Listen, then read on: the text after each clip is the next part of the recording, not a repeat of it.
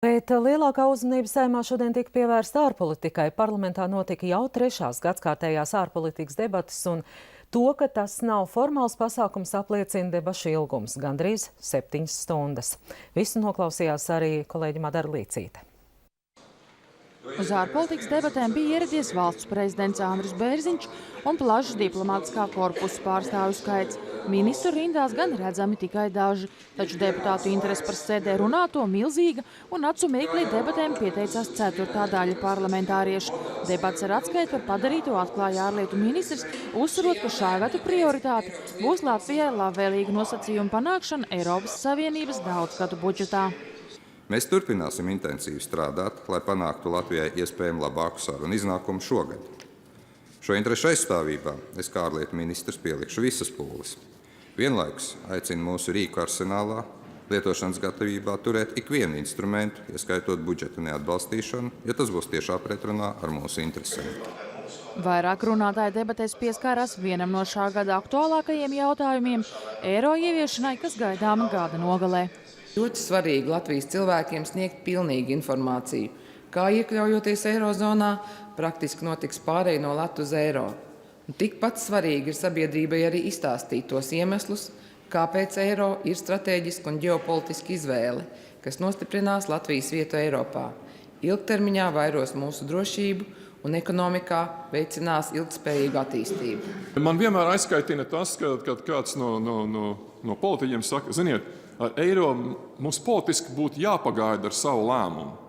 Redziet, politiski pieņemt lēmumu būt vai nebūt eiro var tikai tad, kad valsts ir gatava uzņemšanai eirozonā, kad valsts ir izdarījusi mājas darbus. Ja? Un šis pārmetums, ka Latvija ir vienīgā valsts, kas pretendē tagad uz dalību eiro, īstenībā ir kompliments.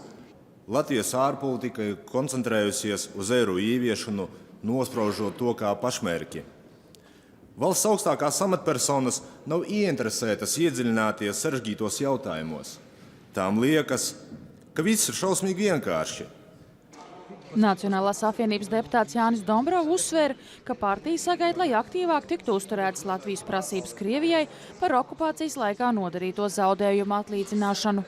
Ārlietu ministram vajadzētu mazāk laika veltīt, piedaloties Praidā un atbalstot apšaubāmas konvencijas, kur ir ietverta greiza dzimuma izpratne, bet strādāt, lai panāktu PSRS okupācijas rezultātā radīto zaudējumu kompensēšanu un strādāt pie nolīguma ar Krievijas federāciju, kas palīdzētu PSRS laika imigrantiem brīvprātīgi pārcelties uz savu vēsturisko vai etnisko dzimteni.